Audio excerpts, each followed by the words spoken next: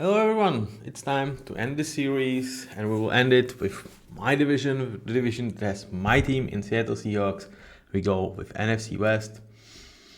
If you like the series, if you are enjoying whether it's draft content, free agency content, or any content that I do, please subscribe, give a like.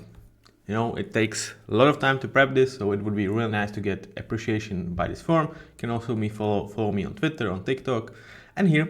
And also in just 3 days, there is going to be a draft. And there is still going to be a lot of content. So you don't want to miss that, do you? Now, it's all good, guys. With that being said, let's start. And we will start with San Francisco 49ers, who faced pivotal decision in this offseason. And the decision was, are we going to pay Brock Purdy? And if that's going to be the case, we are going to lose a ton of players. That's why their window last year getting really cut short by tremendous amount of injuries and really bad things happening within personal life of players, where it's losing their child, getting shot, etc. It kind of sucked for more than one reason for the 49ers. And I'm saying that as a Seahawks fan, so you can trust me on this one. And to me, the decision that they are actually going to pay Brock Purdy is understandable, yet I would not make it. I feel like Brock is really good QB. He would not be a guy that I'm willing to pay top market money. If he's up for 40 million a year, for sure. If it's north of 50, I'm like, okay, nice to meet you, Brock. I'm letting you hit the free agency, and I'm trying to replace you with guy on cheaper contract, whether it's through the lenses of Sam Darnold and guys like that, through this year of free agency, or, and that will be much more likely, through the draft. But they decided to pay Brock Purdy, even though it has not been done as of right now, I believe. If nothing really changed, nope. But they are working on it. So with that being said, it was clear they need to let go several players. So what sucks? I mean, losing Javon Hargrave sucks, but again, it was a clear decision that they were going to let him go. It didn't necessarily work here. He was injured for a better half of last year. They needed to get cheaper. It makes sense. Charvarius Ward, that was the guy that I actually expect them to bring back, because I would say him just wanting to kind of finish the job would have an appeal, as well as with him being on a down year last season. I thought they could go for 1 year last dance, something like 15 million a year, prove it that you can still earn a top money contract. He kind of did go for slightly lesser than, to me, he could get if he was not coming from this year, but he was going for long-term stability with the Colts. So it sucks, but again, I don't think that 49ers were in position to suffice him with this type of contract. I felt 1 year, 15 to 18 millions, one last dance, that could have been it. It was not the case. Aaron Banks, I mean, for this money, you are not designing Aaron Banks, especially in 49ers position. Okay, the other guys they've lost, Drake Greenlaw, another similar story with Charvarius Ward, kind of, his reasons for missing bigger part of the year were different, but again, you are losing this guy that did not necessarily get the ending that was kind of written for those guys, whether it's actually winning the Super Bowl or whether it's even playing in the last year of their contract. Again, it's very simple. The decision was, we are paying Brock Purdy, we don't really have the money. Drake Greenlaw, is a linebacker, so again, the positional value also holds it against him. Yet for this type of money, I mean, I think you could have made the room, but again, this team has so many holes that they need to fill. I understand letting him go. Hufanga, that one was much more easier decision. Even though he is a good player, I think you have found in Malik Mustafa that you have a replacement for Hufanga, as well as you have J.R. Brown. So it's not you are not losing in his case, but several injuries in the last couple of seasons. He is not cheap by any stretch of imagination. It's 10 to 15, for around 40 million for 3 years. So not very cheap for a position that in this draft especially, there is a lot of players that I actually like, so easy decision. Leonard Floyd, you should have not signed him in the first place last offseason. They also lost another couple of guys. Jalen Moore, for this money, never resigning him. He was nice swing tackle for you, could go and play when you needed it, but that's kind of it. Mari Collins, similar story to like Leonard Floyd. Not necessarily like the best bucks for the money. Letting him go makes total sense. Isaac Adam, that's the one that actually sucks for me, especially on this type of contract, because whilst 49ers are not necessarily in like super cap hell situation, they are in some sort of that, and losing a guy that I feel like could be starting on a position that I think he would be like really fighting for starting job for them on $3 million a year that you could have for 3 more years. Yeah, that's the one I'm surprised they didn't really, kind of brought him back. Like even if it's like $4 million a year, to just overpay the Saints, I would love for them to bring Yadam back. Okay, enough with losses. Now, whom they were able to bring. And it was, again, based on the situation they were in. They didn't have really too much money to spend, and they went accordingly. Demarcus Robinson, actually, very nice signing. To me, he's kind of a good player that, with some of the off-field issues, they were able to sign for cheap. I take that.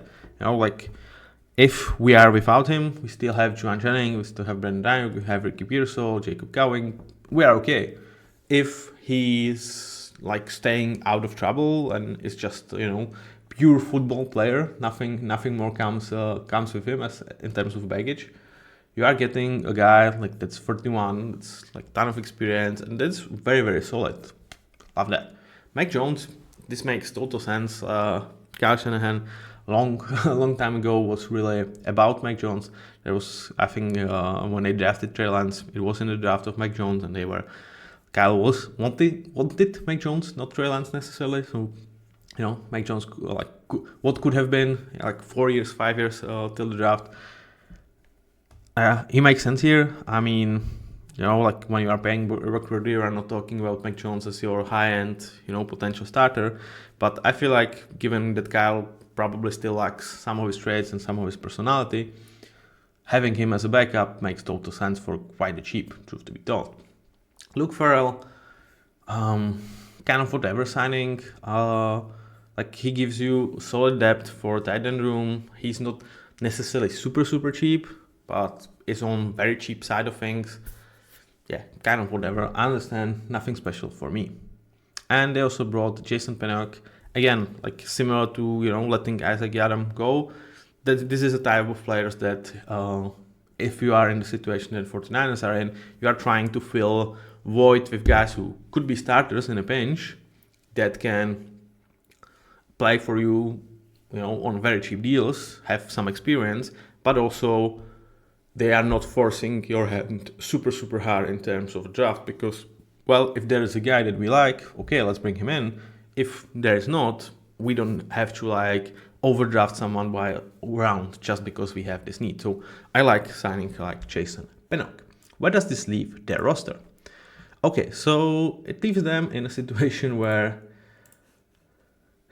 it looks good on the surface, but under the hood, there is some problems. What are the problems? Well, Colton McKivitz and Trent Williams both have 1 year left on their deal. No, Trent has actually 2, but with Trent, I would say you don't know if he is going to fulfill his contract because he's 37 and there were injuries to him. Last year there were some off-field issues again. Not with police. Him was actually tragic in his family.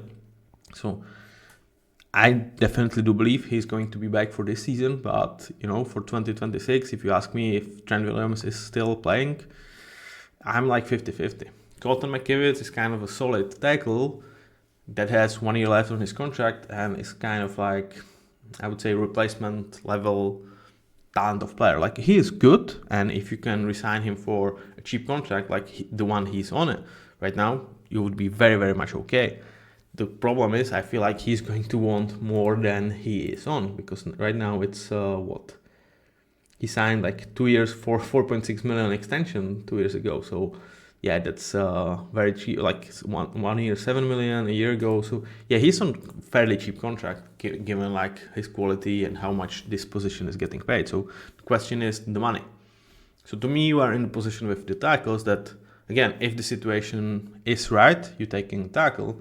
If not, you are kind of, going with what you have because you have much more glaring needs than here.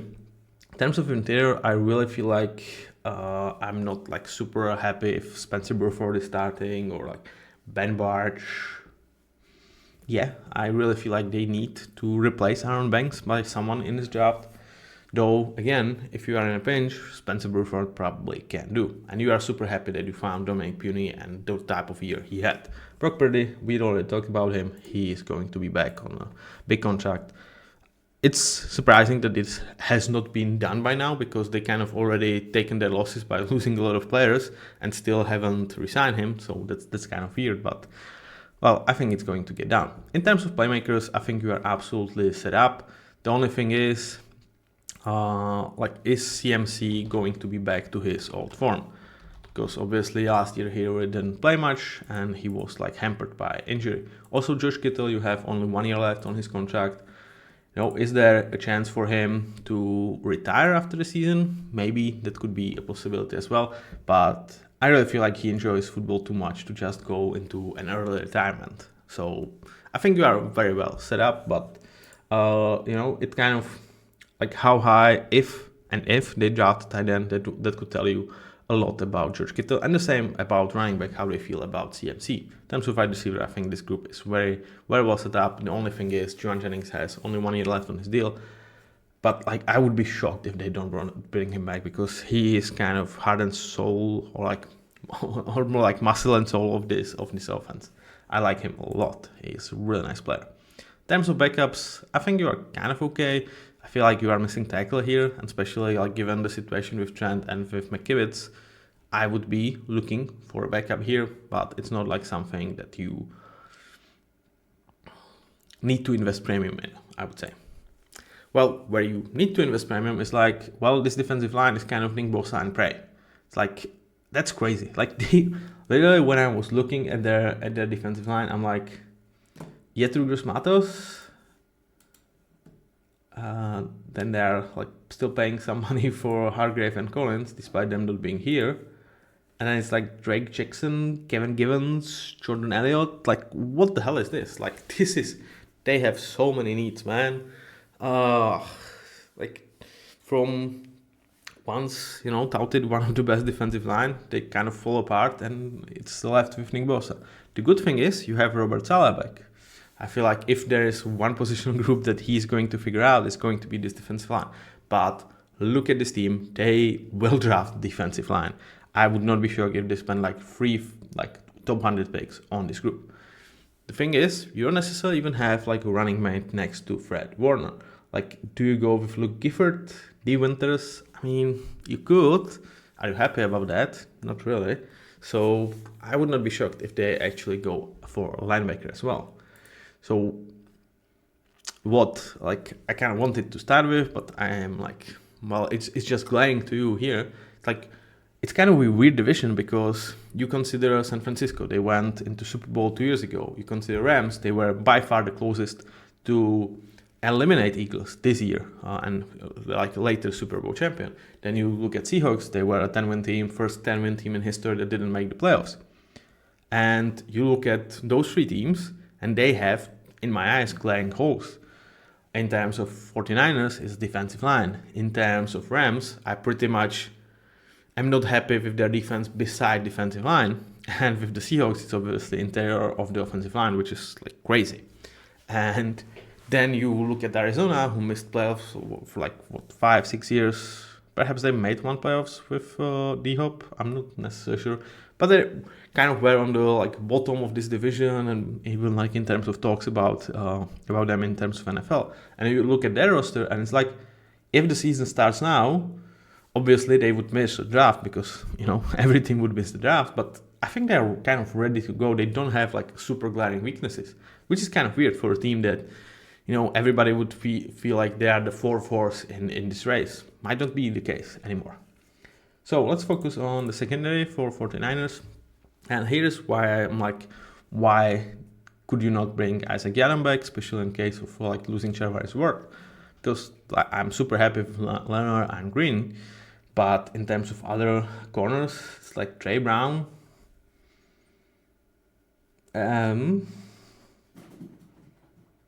Yeah, I don't know. Like, to me, this is kind of a clear spot that you need to address. On the other hand, safeties, I'm absolutely okay. You have so many young talents there and some veterans, like young talents in Jared Brown, Malik Mustafa, and you also brought Jason Pinnock. You have Cyril Neal, you have Richie Grant.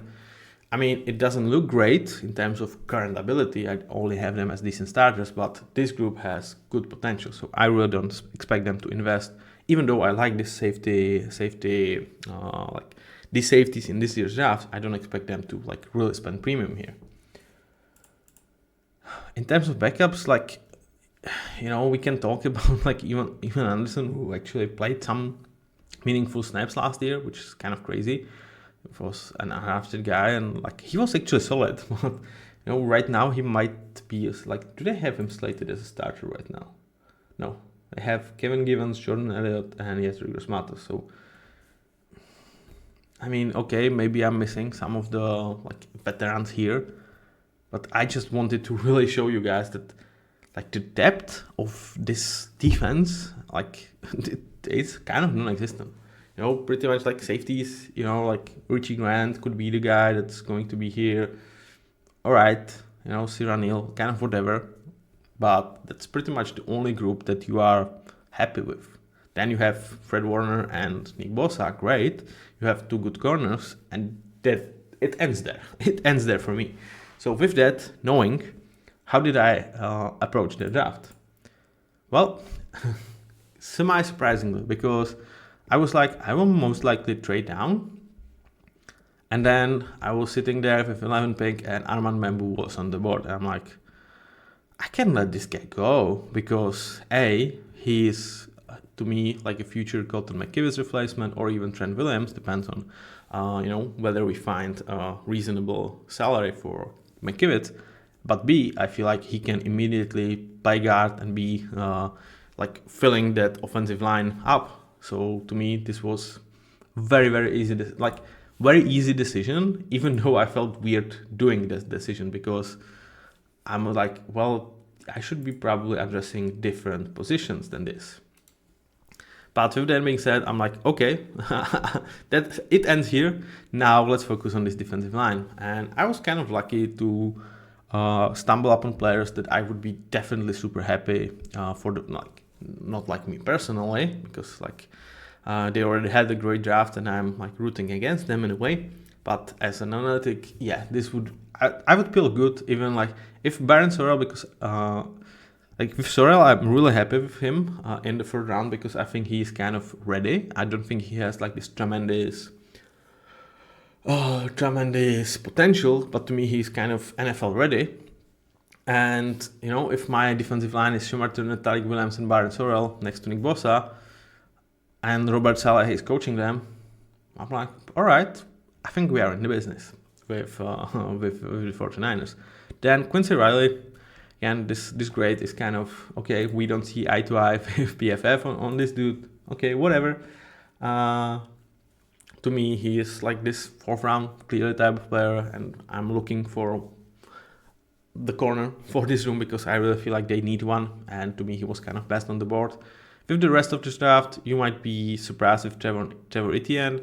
To me, he is just a value, and like, let's be honest, I don't know about CMC situation. Behind him, it's like Isaac Garando who looked solid. Okay, I take that, but why not add like really solid kind of security blanket with a fifth round when I already addressed the biggest need that I actually had. So to me, I'm totally okay. And this was actually a pretty nasty draft in my eyes for 49ers because whilst taking almost a luxury pick, and it's almost because I feel like I'm really filling the guard void, so it's not luxury in that sense, but it's it feels like if you are 49ers, every time you hear about them drafting, first round they are spending on defensive line, and I didn't.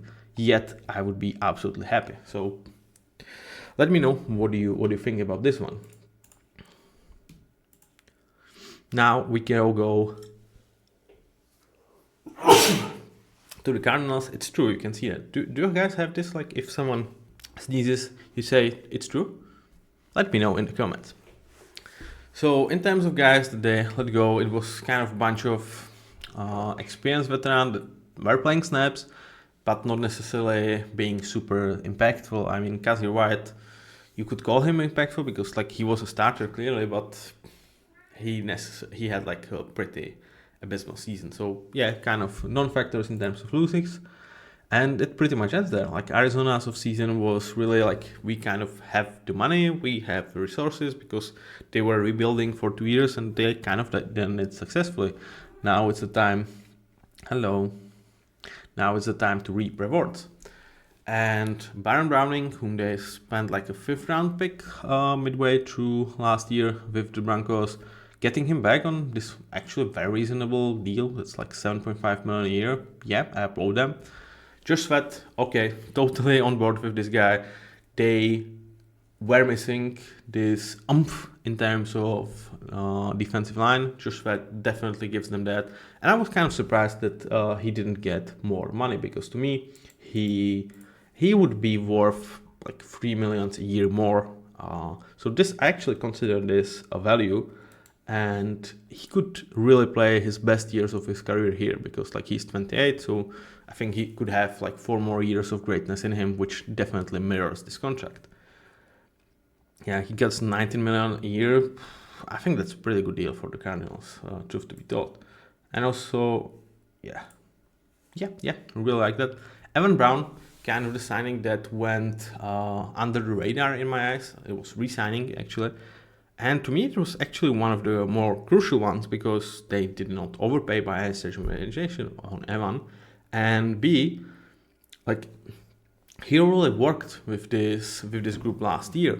And what I like about guys like Evan Brown is like, if you have a cheap starter like him, that, you know, in worst case scenario, you are not worst case scenario, like, okay, let's say worst case scenario for you is this guy's playing on a contract that is a value for you, and in case you are stumbling on a great guard in terms of draft, he doesn't block you from taking these guys and trying to improve upon him, and he is a really nice 6th man to the rotation. So totally love this signing. It's not like a signing that's like going to reinvigorate this team, but I think it's by making smart signings like this, you are actually giving yourself really nice opportunities, and I think that's what Cardinals are doing. They are really smart about how they use their draft pedigree, how they use their money, so applaud them.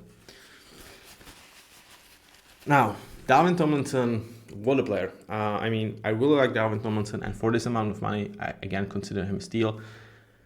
Arizona were like, okay, we need to improve our trenches, especially in terms of defensive line, and they've done so. Like Dalvin Tomlinson, John Sweat, immediately takes this group from let's say not, I would say even non-interesting. Like now we're talking with Dalvin, with Baron Browning, with Josh Sweat. Like they suddenly have, I would say like 8 to 9 players that, you know, beside Nick Bosa would be better than what 49ers have, which is kind of crazy. Jacoby Brissett, interesting signing because it's like $6 million a year, so it's like standard for veteran backup. But does this have like more meaning in terms of, well, Kyler, we are not really happy with what you put up second part of the season, and Jacoby is like, he understands that he is a like a bridge QB, but he's not going to just like fall and like, okay, this is your job. So I'm interested if they have like slight thought in mind that, you know, we need to push Kyler a little bit. And I think Jacoby could do that. The one thing, or like one player I'm not like super on board is Akeem Davis guy here. I'm like, $5 million on a guy that really showed me nothing so far. I do understand this is a position that takes time, and you know, usually I'm like okay with you know, banking on these guys, like improving later in their career. But to me, he's 28. If the improvement was there, it should have already been there. Now, it doesn't stop there. Like Arizona was busy bees and they done a lot of great stuff.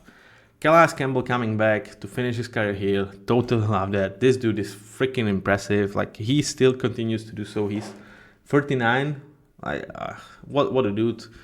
This is his last year. I think he's going to give it his best. And again, from really this defensive line is kind of to we don't need to address this in the draft, and we have pretty good defensive line. Like it's not special. I think they are missing that elite player, but they have a bunch of really good players. Calvin Beacham is similar to Evan Brown. Like again, this is the guy you absolutely know you are what they are getting from. I think he's still cheap for like how good he is as a, if he is a starter right now, like I feel like he could be starting for like 5 teams right now as good as he is, and he's kind of okay being a swing tackle. Like as his age is like 35, I think, if I'm not mistaken on this one, 36 already. So totally on board with the signing, and they also re-signed Trey McBride, and super. Well, one, you pay your own guy, great, and B, to me this really feels like an underpayment, because if Spotrac would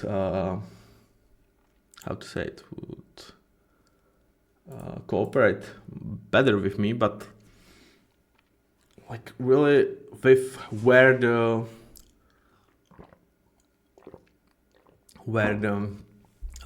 cap hit is going to get, I think you are talking about a guy that is getting around like 16-17 millions beginning next year, like 16-17 a year in terms of a cap hit, and that's pretty freaking reasonable for, I would say, top 5 tight end in the league that I think still could get even better. So applauding for this. And it does leave this team in pretty good shape. Let's look at it. So in terms of offensive line, yes, I would say your second guard is definitely your weakness, and you should focus on that. But again, if you didn't have Aaron Brown, suddenly you have 2 weaknesses. So really smart signing, and I feel like, yeah, okay, we're looking at the draft. If it's a first round, going for it, especially like if it could be, they are not getting unknown Mambu, but with Jonah Williams potentially in his last year of his deal, they could look at the situation and like, okay, that would be an ideal player for them. I don't think he's going to be up there, but rest of this O-line is pretty good. Paris Johnson is totally amazing as this league.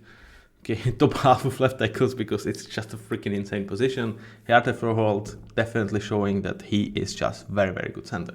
So offensive line, again, are you like super happy? No, but for the amount of money, amount of resources you spend here, you have very, very good group. Now, let's go towards playmakers.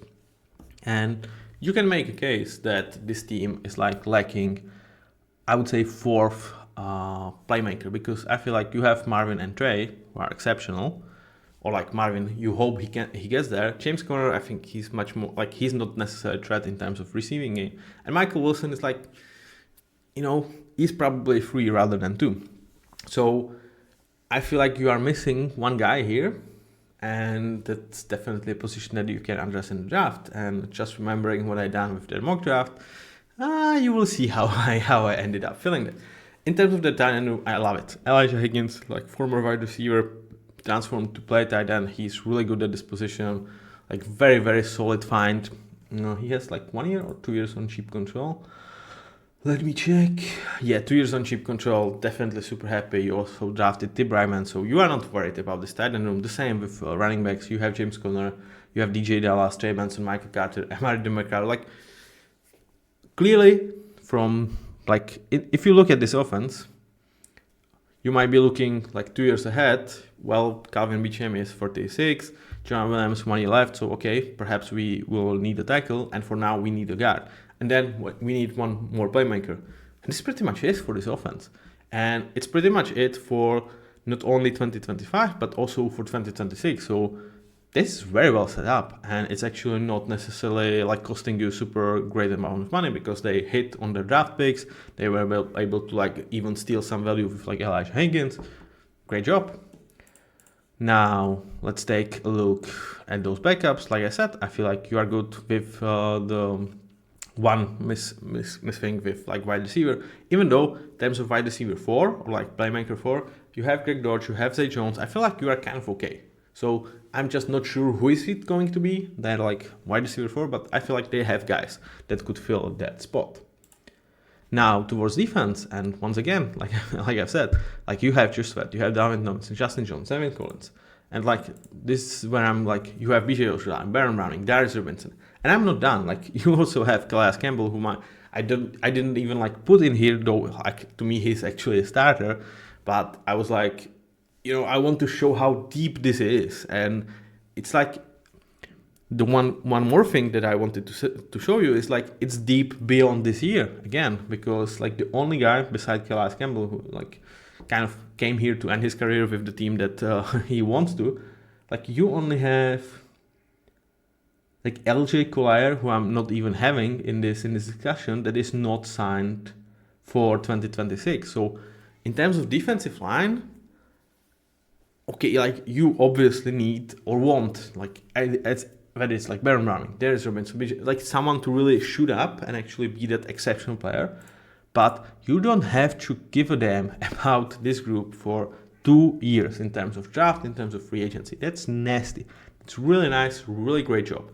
And like, do I sound like Seahawks when I'm like so much raving about Arizona actually doing a great job? Like, it might sound like not. I'm Seahawks fan through and through, but I just applaud when I see a really great job.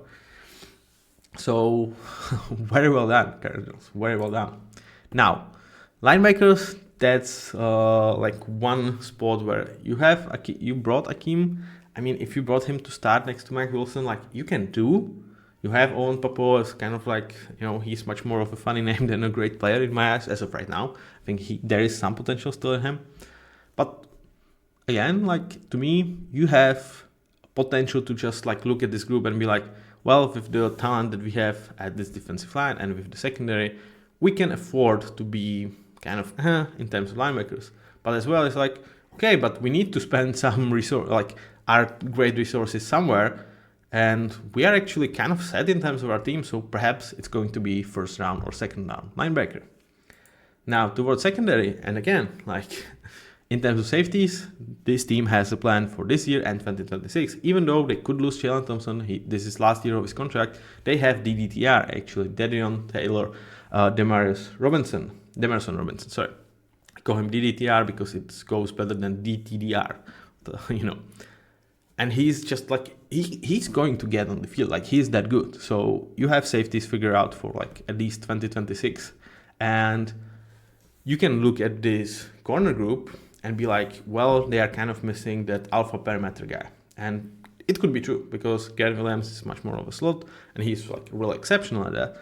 But like Sean Murphy, Stanley Thomas, Max Melton, okay, like you are missing that top dog. But again, you've invested in Max Melton. I think he was like a third round or second round pick last year. I think he was like late second, if I'm mistaken. Let me check on this one. I mean, if you didn't but rather give me an help, that would be nice. Okay, Spotrac is not working with me, but I think it was like late second. Can I check that on somewhere else? Yeah, mid second actually. So you may be like, okay, let's put Max Melton out there, and like this year you can actually do so because like last year Arizona's defensive line was kind of a joke because like several guys that they're like now I'm talking about obviously weren't there, and Justin Jones was injured, BJ Ojulari was injured, so like they went from really bad defensive line, almost a joke because well several guys got injured, to like we aren't worried and we are freaking deep.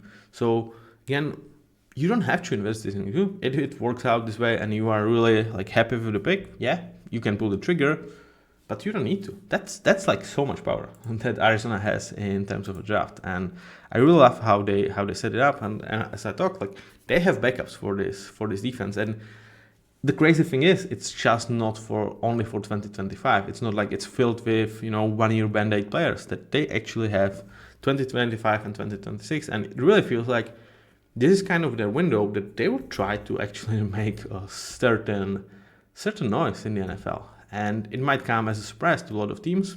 Well, we will see, because again, maybe you like the high-end top talent. They don't have elite player on this team in my books, but they have a couple of guys that could get there. So we will really see where Arizona goes. And what I did with their draft, well, I told you I'm missing a playmaker. I didn't tell you I necessarily feel like you have to fill it with like a wide receiver. And to me, you could say like you have Trey McBride. Like you said you are super happy with that. And yes, but like it doesn't stop me from getting another super great like medium threat. Like I would say I can treat Trey McBride or Traylon Warren as a wide receiver, as a slot guy, and I'm absolutely cool with that. You can do so many fun stuff, especially with like mobile QB like Kyler, with Tyler Warren. Like I think this is not going to happen, but it could be a very, very fun pairing. In terms of Demetrius Knight, I was really pissed because Schwesinger, that I'm like much more higher on than I'm on Demetrius Knight, literally went with 46 pick, and I'm like, damn, that sucks. But I still wanted to address the linebacker position, so even though this is, I really believe Knight's fair position is like 70, I wasn't sure that he's going to be there with, like linebackers being off the board. With the rest of this draft, I kind of went, okay, I really like Noah Williams, just bring him into this room. I didn't spend premium, just bring him in. And I'm looking at my guard situation. I like Taylor Rutledge. I think like with scarcity of interior offensive linemen, he probably would not stay this long, but when he was in, great. And I also brought his running mate in Dylan Fairchild. So, Tyler Warren to Cardinals is kind of a combination that I kind of haven't heard. A, because it's expected that Tyler Warren is going to go inside top 10. B, because they already have Trey McBride. But I really feel like this could work. Let me know what you think. Well, I need to figure out something with the cats because I hate like way too loud noise with them. So yeah, I'm back. Everything is good. They are fine. Just their toilet just went bonkers with them, like flipping it over for some reason. Cats. Okay, so that was the Cardinals, and now let's go to it's time for the Seahawks. So whom we lost this offseason? Tyler Lockett. The writing was on the wall. The cap hit was way too much given how much we could save. He's still on the market, if I'm not mistaken. And like if I'm Seahawks, I'm like, hey Tyler, how about what do you think? Because he can still play, man. I mean, obviously you don't want his cap hit to be like 30 millions, but I would still be looking to bring him back if there's possibility. You know me, I absolutely love Tyler Lockett as a player, as a person. I want him to finish his career as a Seahawk, so if they could figure it out, like 2 years, 15 millions, bring him back, I would be all for it. We will see. Also, let go George Fent, which was a little bit weird for me because he's kind of a good veteran for offensive line. I would say as of right now, he's probably slightly worse than Abraham Lucas, but with Abe, potential injury concerns, you want some experience there. All right, Rashan Jenkins, it didn't work. It was clear they have better option, kind of whatever. And then another two big losses that, I did not necessarily expect to lose this offseason, though, both of it kind of make sense for the Seahawks in terms of what they were actually planning. So DK, I love DK, man. So, when I was filming episode about the Seahawks, it was I couldn't do it because it was those 2 days when we lost Tyler and DK. I'm like, dude, I just can't. And Gino, in the meantime, I'm like, all right. So, whilst I hate it as a fan in terms of from the emotional side, the analytic in me is saying, okay, we don't necessarily have that amount of money to pay DK. Also, he necessarily didn't have his best year, and we get solid compensation for him. So I get it. With Gino, it's kind of why I chose the theme of of the picture for them. It's like rewinding the time because it really feels like we kind of went with same route that we did with Geno after Russell Wilson left. That is like, okay, we are going to pay a guy like south of 40 millions that we feel like could be like somewhere between 15 and 20 best QB in the league, which is, again, like that's reasonable amount of money for those type of guys. And in the process, like we are getting a pick because we are trading Geno and signing Sam Darnold. One thing where it's like it's mutually beneficial because to me, Geno and Raiders with Carroll, that totally makes sense. One thing that I'm worried about with this shuffle is like unlike Geno, Sam really struggles with interior pressure, and as of right now, this team has by far the worst interior offensive line in the league. And I like Christian Haynes and all of the team of the world. It's a huge reach to think that they are starters and that Sam Darnold can drive behind them, because Geno, for like some of his other like weaknesses, he actually is able to like feel out interior pressure and actually get out of it. Sam isn't. So that's where like on like in the vacuum, like getting an extra pick and getting like a younger version with like slightly more upside, but also there could be more downside towards Sam Darnold as of right now in my eyes than to Geno Smith. That makes sense. With this concrete situation, with the way this offensive line is structured, and with Seahawks being famous for not really drafting interior offensive linemen high, like I'm praying that it works. I'm praying. I'm not sure. So, whom we brought? Oh no, we've lost another guys. Yeah, Laken Tomlinson, Roy Robertson Harris, and Jamon Jones. All of those guys are kind of whatever. The only exception is Laken Tomlinson, because I would rather have Laken Tomlinson back, because as of right now, he would be the best interior offensive lineman that we have. And for $4 million, come on. And like him, Tevin Jenkins, Evan Brown, like all of these guys that I actually like signings or re-signings for the teams that they are in. I think if Seahawks throw $1 more million on these guys, you could have them. And I just don't really understand why you are not doing that. Because like if there is Tevin Jenkins for like $5 million, if there is Laken Tomlinson for $5 million, and suddenly you have all over the team, you have Christian Haynes, you have Mike Jer is a tackle. Sataoma Luamea, you have Anthony Bradford. Like, okay, like suddenly we are kind of in the business. They brought Josh Jones, who I'm like, I would much rather have like Jenkins, Tomlinsons, Evan Browns of the world. Who we brought? Okay, so Sam Darnold, we already talked about this. Again, in vacuum, it makes total sense. I really like this move. It just doesn't like coexist that well with ignoring interior offensive line. And Sam was actually like cheaper than I expected somehow, because he actually cost, like 26 plus 42 is what? 78 plus 20, 34. It's around 105. So he's much more of like 35 million rather than 40 million a year for 3 years, with where the cap hit is going to be. It could really work. Like this could, I can see a world in which this works tremendously. I can also see a world in which this fails miserably. So we will see. I like Cooper Kupp, man. Like him, kind of back to where he was in terms of college. For this amount of money, I still think there's a great player in him. And like with the guarantees, it's pretty much like 2-year deal when there's like kind of a team option in a way for 2027. Yeah, I think totally on board with the signing. And the same for DeMarcus Lawrence, because again, kind of a 2-year signing, and like at worst, these guys are going to be injured and not going to like play much. But at best, we could snatch up like super deals. So it's really two guys that with injuries, like kind of arriving, especially last year of their career, and they are not necessarily injury-free before. That's why this is their market price, or like was their market price for the Seahawks. But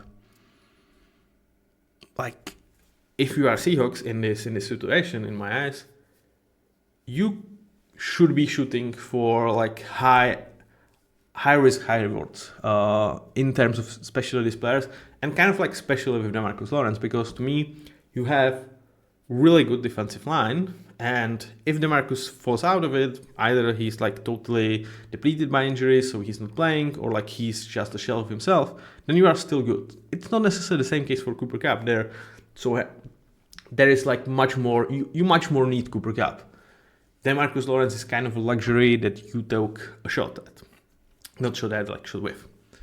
Like prepositions is not don't judge me on my grammar with English, please. Like, it's not my primary language, and I cannot use prepositions in my own language. So, I try, but like I'm not the best at it. Let's put it this way. But overall, I like this whole of experienced guys bringing in. The rest, Josh Jones, okay, at least we are trying. There is Josh Jones in. If we're starting with Josh Jones, I'm like, oh, dude, like, why not Tevin Jenkins? Why not Laken Tomlinson? Why not slightly overpay for Evan Brown? Like, come on. I'm not certain about this move, but I like the two other moves because MVS is kind of like, he has some traits of DK Metcalf. He's obviously much worse player, but having him for $4 million or DK for 30 plus a second round pick, again, like, you are kind of looking at this and I'm like, yes, it's risky because Cooper Kupp could go down. JSN could have a down year because suddenly it's not DK Metcalf drawing all attention.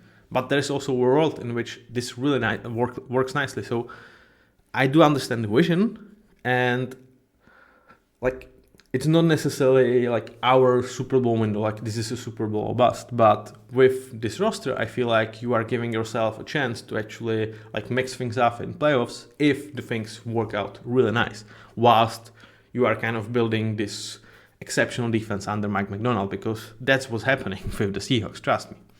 Ernest Jones resigning, totally on board with this one. I was surprised it took so long that he actually hit free agency.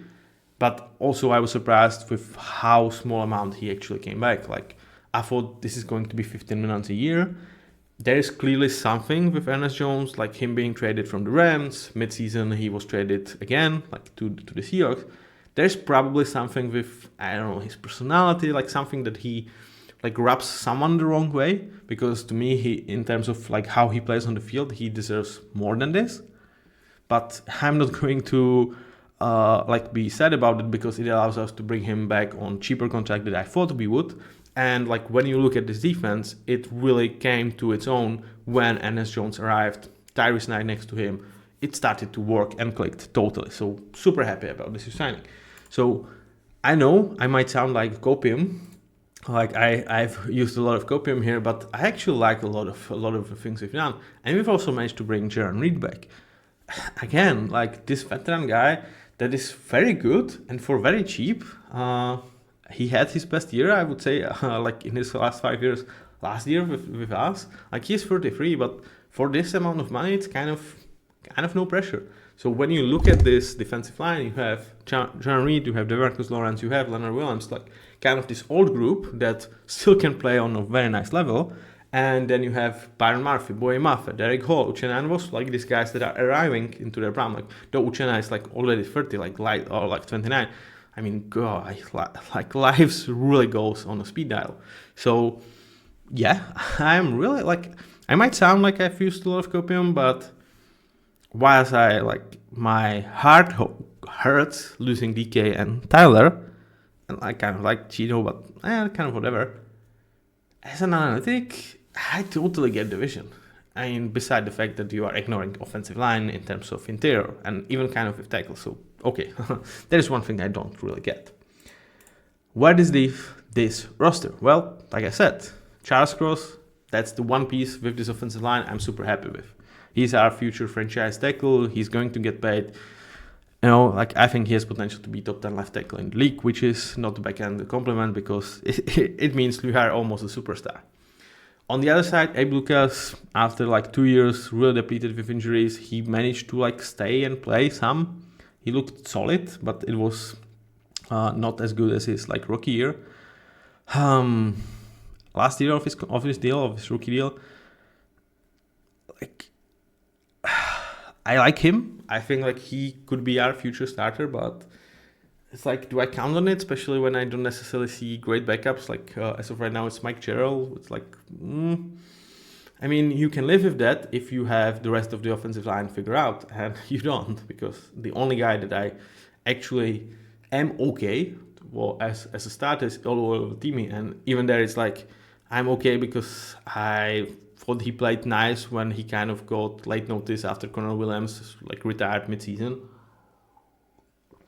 and I see potential with this guy, but like it's bad situation, man. Like especially if the case is like we are not drafting a guard in the first round. In terms of playmakers, I think you are kind of set here. The only question you could have is Kenneth Walker and his future, because this is last year of his rookie deal. Will they prolong him? Because they have not done by now. And the thing with him is when he plays, he's exceptional. The question is, can he stay healthy? Because like his running style like exposes him to a lot of potential injuries. So interesting situation, and I think how we approach running backs in this draft is going to tell you something, a little bit of something about Kenneth's future.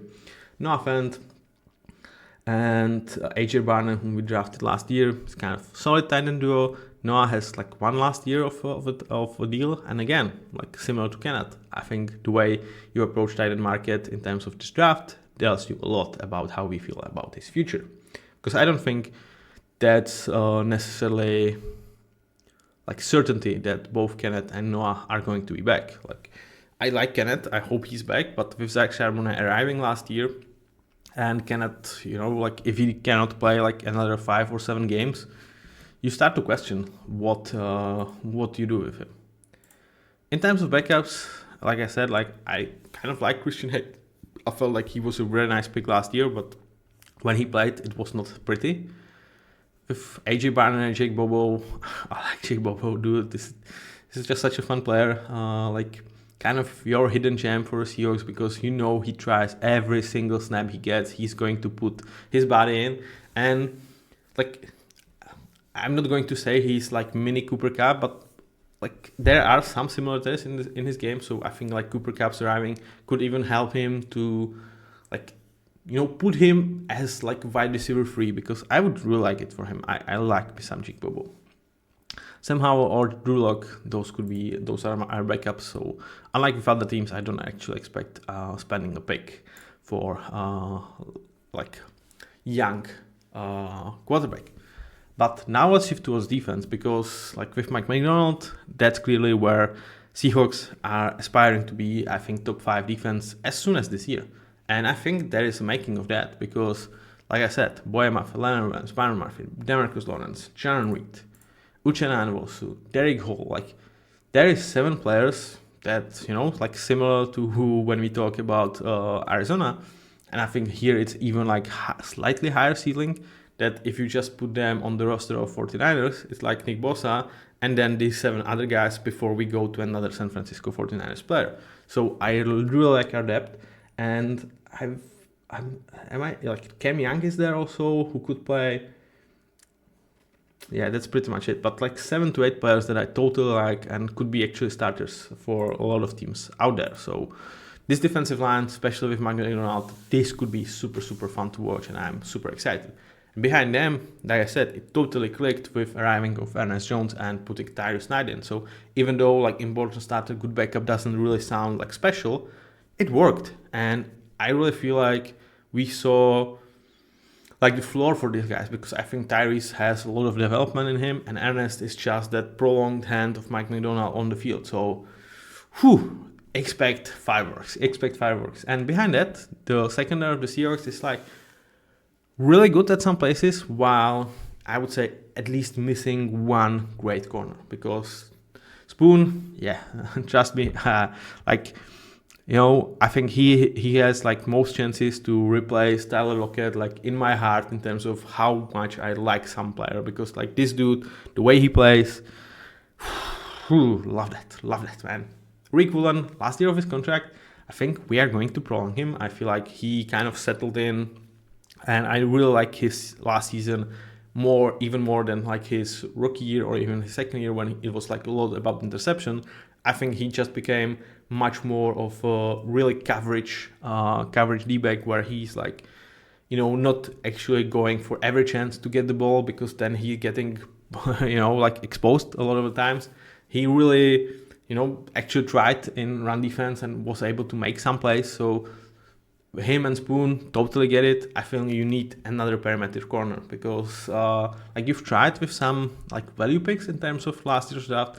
None of them really worked, and GGMs is even go. And as of right now, it would be like Nehemiah Pritchett that you are starting, or Josh Job, not really super happy with that. The same kind of goes with the safeties, because I think Julian Love is special, or like really good, and should have been or could have been a Pro Bowler. Kobe Bryant next to him, I feel like he actually found his spot in this defense, and I do expect him to get prolonged as well as Tariq. But it's like you can like make some shifts, and you are also like kind of missing depth behind these two guys, because as of right now it would be like Sherrick Reed II or D'Anthony Bell. Yeah, investment needed here, and I feel like this could be the last pieces of defense that Mike McDonald could work miracles next. Like if they are able to just bring one more corner and kind of safety reserve, I'm excited. I'm really excited. So with that being said, let's watch what I did with the draft. Obviously, here we can talk about some of the backups. Like I said, necessarily, like defensive line has a lot of backups. Behind that, not really. So with the draft, this is kind of a crazy draft in terms of I'm super happy with it. Yet I'm not, because like to me, I have not addressed with premium picks the huge need, which is my offensive line. But I was kind of like, I actually can see Seahawks making this draft like this totally, because Jerry Barron, great value. Like the fact that he was still on board was like similar to like Quinion Mitchell, Cooper DeJean. Like those guys should not be on board, and same with Jerry Barron. And if he's there, oh boy, Jerry Barron in this defense, that works for me. That absolutely works for me. Like him, Spoon, and Woolen, yeah. And then Nick Emanwari, who like is kind of a polarizing player, because based on his test numbers and a lot of things, like he get into some like even early 20s of this draft, and like he is nasty physical athlete. I feel like he's missing a lot in terms of actually playing that position. And what I kind of see in him is that there is a potential of him kind of being that positionless player, like similar to like Kyle Hamilton. Obviously we are familiar with that if you follow Mike McDonald, that like just uses his physical traits and not necessarily like stick him to one position, and just like make him kind of, I would say, not a freelancer, but kind of a free player that the defense is kind of doesn't know where he's coming from, but you know that you want him around the ball. I think that could work. So there's a reason why he's mocked to Seahawks, but if they go for him in the first round, I just don't see it at all. I think this is actually really kind of right place where you should start to think about Nick Emanwari, and this would be a perfect place. In terms of rest of the draft, it was clear. Like, I need some protection. So with Tate Radlich and Jared Wilson being on board, I'm totally going for these guys. I don't really care if like Jared is projected to be a center. I think there is some versatility, whether it's with him, whether it's with all. And like even if he couldn't, I don't really care, man. Like I just need somebody's in there. That was kind of the case. And the rest was Kyle Williams kind of staying in-house with Washington. Totally like it. Nice value. Like I said, with Cooper Cup, injuries are potential. You only have MVS for 1 year. Yeah, let's go for that. The same for Noah Fant, Terrence Ferguson.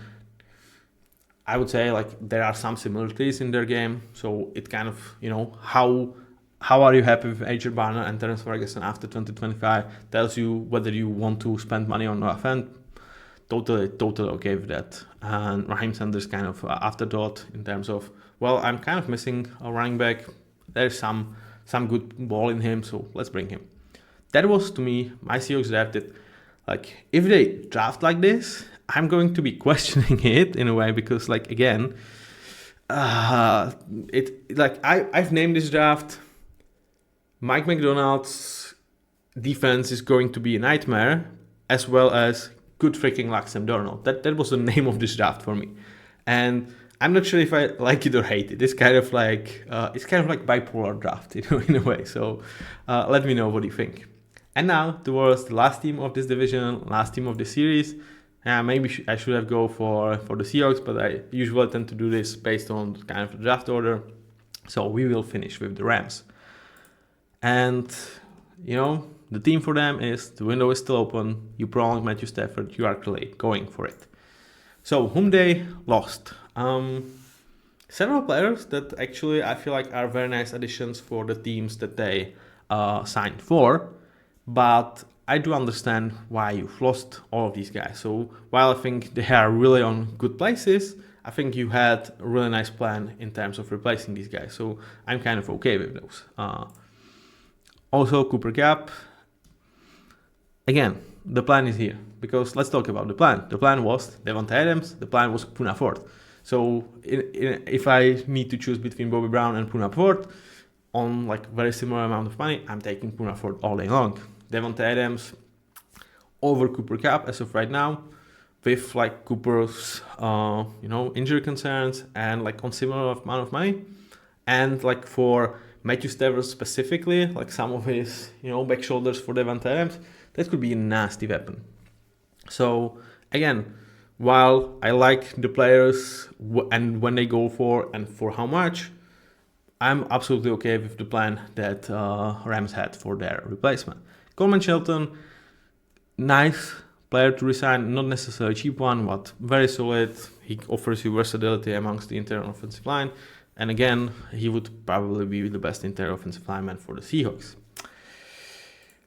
Now, with rest of these additions, so Jimmy Garoppolo, kind of whatever, as your backup. All right, Tutu Atwell, 1 year, $10 million. Like similar to like Dammy Brown and this type of guys, I'm like, I would much rather like have them for like 2 years 20 rather than 1 year 10, because it's proven deal for them.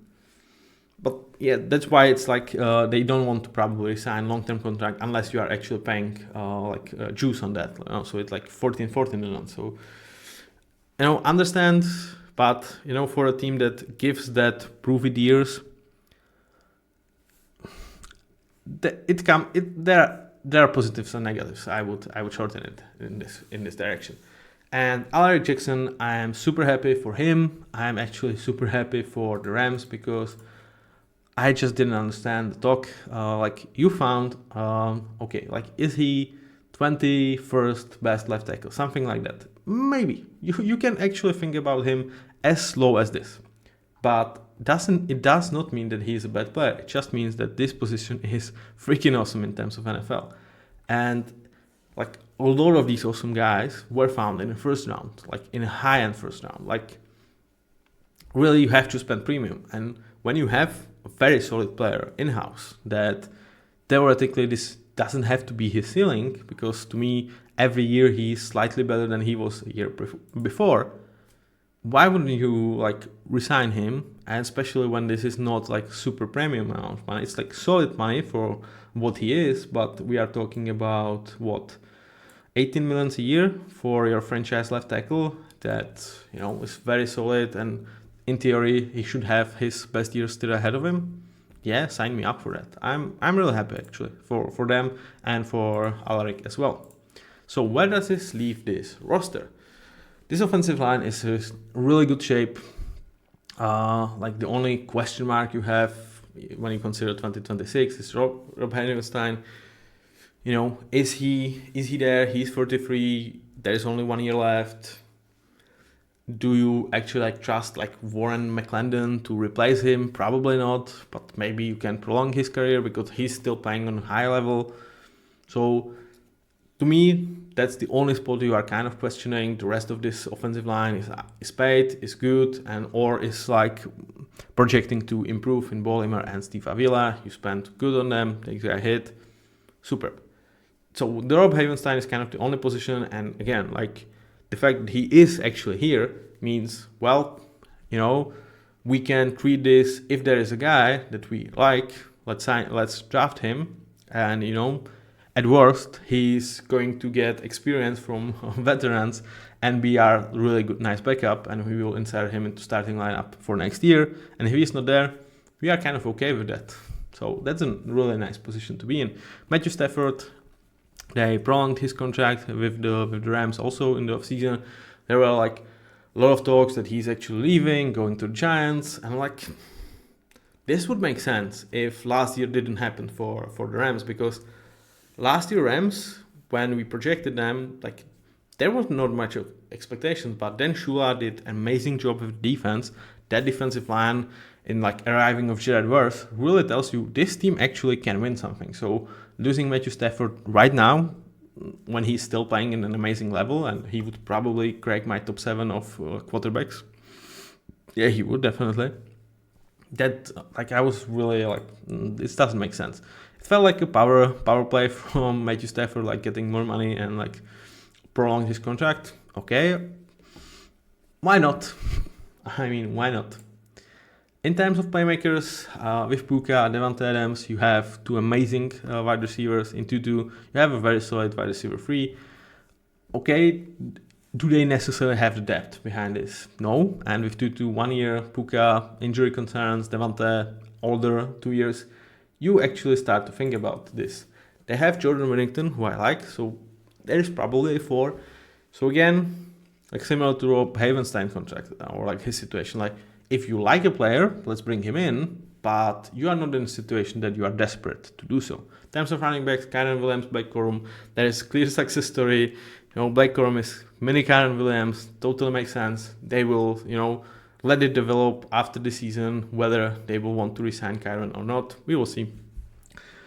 One position that, we could talk about and actually potential of spending a premium is a tight end. Tyler Higbee, he's 32. He's like on the down trajectory of his career.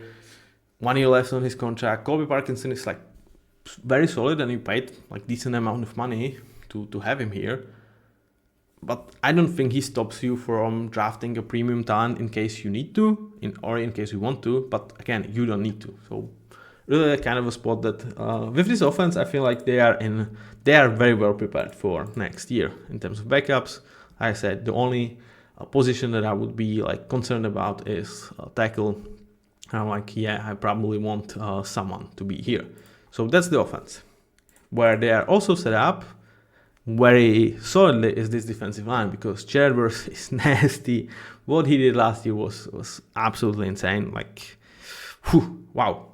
He just announced that he is here, and like he is going to knock on the door of elite players as early as this year. In terms of interior, you have Kobe Turner, you've signed Puna Ford, you are totally set there. You also have Braden Fisk, so you are not worried about the interior. The only thing that this defensive line needs, in my eyes at least, is a guy opposite to Jared Verse, because you can play with Byron Young there, but one, you don't necessarily have the depth. I think Byron Young is like a nice 3. But 2, in case you are actually getting a premium player here, are we talking about really freaking nasty defensive line? I mean, it's already really good, but if you could get, you are not getting guys like Mike Green, but if you could hit the same way you hit on Jared Verse, that's like very small chance, but this draft is actually like pretty filled with really nasty edge talent. So that to me is a position that they would like to spend premium. The problem is the rest of this defense kind of demands spending a premium, because in terms of linebackers, like Omar Spades, nice find. He played very nicely last year for 500 snaps, but like he was undrafted for a reason. So, do you trust him to lead your linebacker room? Not really. And next to him is like Nathan Ledman, Troy Reader. As of right now, it's Troy Reader like set up to start, and like you can do it, but. Yeah, it could be exploited. So, and especially because like behind these guys, there are like good players in Darius Williams and Cameron Curl, but clearly no alpha here. I don't necessarily see like a superstar potential in either of these guys. perhaps beside Cameron Kitchens, who had like a really nice first year, but superstar is really far away from him. And the rest of this, like, it's workable secondary, and especially behind like a great defensive line, you can work with this. But like, if you would like this to be actually like a strength of your team, you are missing at least 2 great players in my eyes. And one thing that kind of flies under the radar for the Rams is they acquired Emmanuel Forbes from the Commanders, who is like obviously former first round pick, just like 3 drafts ago or like 2 drafts ago, depends how you match. Like, he was drafted and then 2 drafts happened, and this is like the 3rd draft from the year that he was drafted. So he's entering his 3rd season only in terms of NFL. And like, so far, like, he was horrendous. But there was a reason why he was drafted in the 1st round. Like, it was a reach. It was scheme specific. Everything I understand. But again, like, there was a lot of good tape with him on the college. And the fact that he did not play pretty much for this team in the second half of the year, even after they acquired him, doesn't tell that much, because like, it's hard to go to a new team, especially the team that's actually clicking, and like, you know, get inserted. But like, with the whole of season, I think how they approach the draft in terms of corner is going to tell you a lot about Emmanuel Forbes. Because if they don't draft a corner in like first 2 rounds, I think they are liking Emmanuel Forbes. And, you know, we will see if they will be right. In terms of rest of this secondary, to me, with the way this draft is set up, especially with talent in terms of safeties, and Cameron has like 1 year left, Quentin Lake has 1 year left, Jacoby Durant has 1 year left, I feel like you are drafting a safety. Like, obviously Kobe is corner, but to me, even though it looks like we don't need safety, I think you are drafting one like in 3rd or 4th round, because in a year, that's a need. And, you know, even right now, I feel like you are not necessarily like set up with these guys as a starters, because, you know, in terms of safeties, we've seen a lot of guys emerge from 3rd or 4th round and just taking a job and never looking back. And I think this is a room where it could happen. In terms of backups, I think in terms of defensive line, there is some depth, not necessarily like greatest depth, but it's something to work with. In terms of linebacker, safeties, and we talk about Emmanuel Forbes. Like, you know, as we talk about this division, I feel like beside the defensive line, you look at Rams, linebacker, and secondary room, and you are like, I don't think you can win Super Bowl with that. I mean, perhaps, somehow, some way, but it looks like a weakness. So what I did with the draft, well, I was like, I do not feel the need to like go for a guy that to me was not there in terms of the quality that I was looking for with 26 pick. So I was like, okay, I want to recoup some of the picks, because I feel like if I do it like this, I still feel the needs that I have, but I'm also like thinking about 2026 with some of my needs. So I started and I took Carson Schwarzenegger, who is like 2nd round linebacker. Clearly, is it too early? Perhaps. Like, I would be much more happier with him like in 50s, but I didn't thought like he would last this long. So I was like, I need him. He's good. He feel like he fits here. He's going to be an immediate starter in my eyes. Let's go for him. And then Andrew Mukuba, we were talking about the safety room. To me, that's another 2nd round talent, and I'm snatching like early 3rd, totally on board. And then I kind of got lucky that Aaron Terry was still on the board, because to me, he's actually perfect for what I need in terms of tackle. Because at worst, he can play right now, but I think like he could use 1 year of like development behind like with like NFL coaching and behind real experience like Rod Havenstein, and then you can insert him, I think, starting next year. Then Harris Fannin, I'm like, well, again, I'm thinking about life post Tyler Higbee, and this guy to me is definitely like good backup right now, but in a year, I'm kind of okay with him like giving him shot for a starter. Again, this draft has one glaring weakness that I did not address, and that's cornerback room.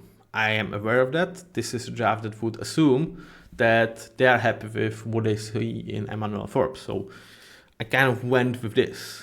Is it necessarily clear? No.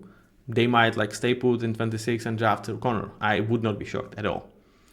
With the rest of the draft, I actually addressed it with Tommy Hill, who to me is a 4th round talent. So having him in the 6th round and still getting B+, PFF, come on, let's make a bet. And I'm also big on actually, signing a guy that could go and play, not play, and sit behind Jimmy Garoppolo and obviously Matthew Stafford for 2 years.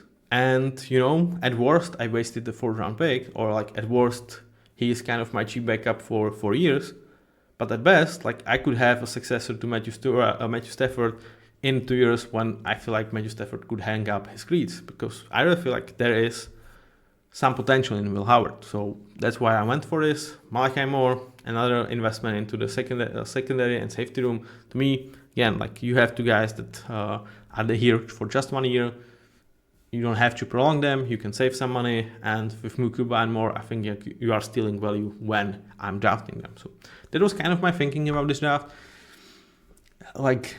Am I necessarily super happy that this is the last draft that I'm showing to you in the last episode? No, I don't think this is my best draft, but I think it works for what the Rams need and want. So with that being said, I've enjoyed this series. I hope you did too. If so, leave a like, leave a comment. I will appreciate it.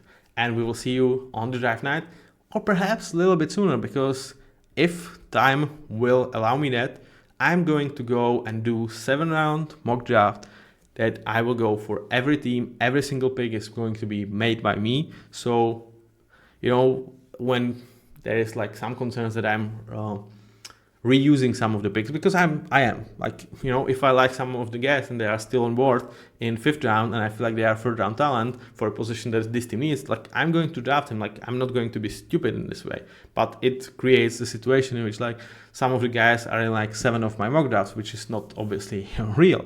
So I actually have this thinking that perhaps 24 hours before the draft I could do something like that, and really try to make 32 teams happy by the draft.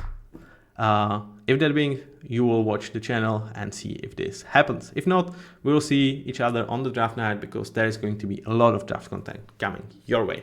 Thank you very much for listening. Thank you very much for watching, and bye.